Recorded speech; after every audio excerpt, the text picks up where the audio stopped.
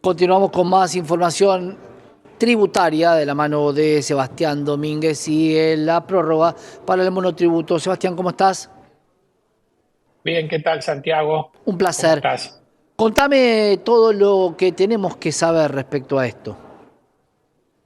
Bueno, el monotributo, la recategorización semestral del primer semestre del 2024 originalmente iba a vencer el lunes 22 de julio.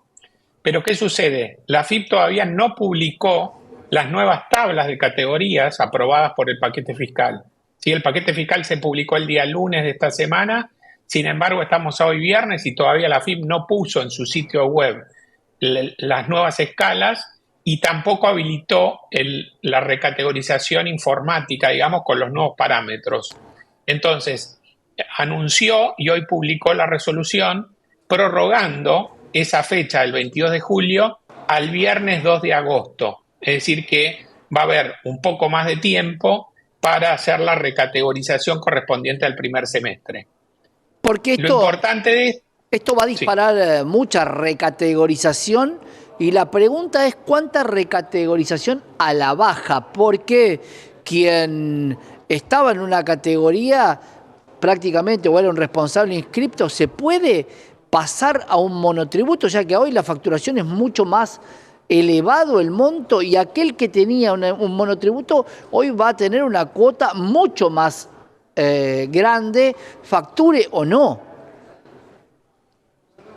Sí, a ver, lo lógico que debiera pasar es que la gran mayoría de monotributistas bajen de categoría, ¿sí? ¿Por qué? Porque lo razonable es que si estaban en el monotributo era porque estaban facturando en los últimos 12 meses no más del tope del Claro. monotributo, ¿sí? Entonces, los que estaban correctamente en el monotributo, digamos, todos esos van a bajar de categoría. Por ejemplo, el que prestaba servicios y estaba en la categoría H, que podía facturar en los últimos 12 meses casi 12 millones de pesos, pasaría a la categoría C, o sea, bajaría de la H a la C. Entonces, a partir de ahí, lo que estaría pagando es hoy hasta, digamos, hasta el mes de julio, pagó 66.000 pesos. Bueno, en ese caso, si baja la categoría C, va a bajar lo que tiene que pagar. En vez de 66.000, va a pagar 35.000 pesos. ¿Sí? Porque el nuevo parámetro de la categoría C son 13.250.000 en los últimos 12 meses.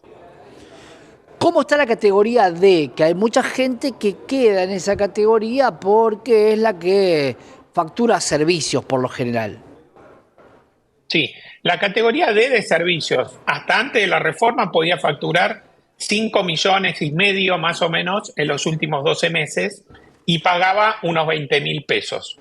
La nueva categoría D puede facturar 16,5 millones, ¿sí? O sea, es un 3 veces más de eso, y esa categoría pasa a ser 45.000 pesos. Ahora, si alguien estaba en la D, bueno, debería bajar a la categoría A, ¿sí? Porque la nueva categoría A tiene una facturación hasta 6,5 millones más o menos, y entonces de pagar unos 20.000 pesos, pasaría a pagar 26.600 pesos, más o menos. Ahí cuando vamos a la baja, Sebastián, te pregunto, ¿qué pasa con la recaudación? Ampliando monto, bajando la cuota y bajando mucha gente a categorías inferiores. ¿Está calculado que esta caída en la recaudación de los monotributos está compensada? Porque ¿qué pasa con el que es responsable inscripto? ¿Puede recategorizarse monotributista o una vez que ya fuiste no vas a poder bajar por más que los parámetros te den?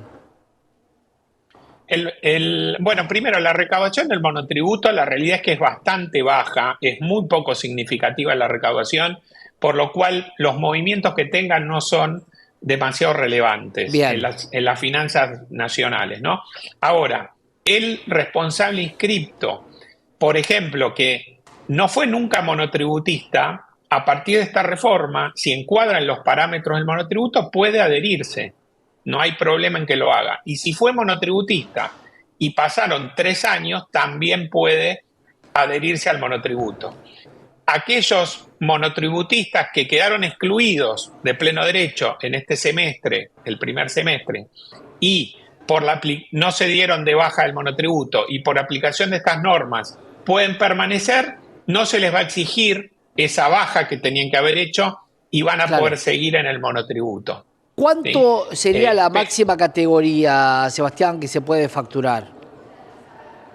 Bueno, la máxima categoría es 68 millones de pesos y ahí depende si es venta de bienes, va a pagar por mes la persona 377.000 pesos.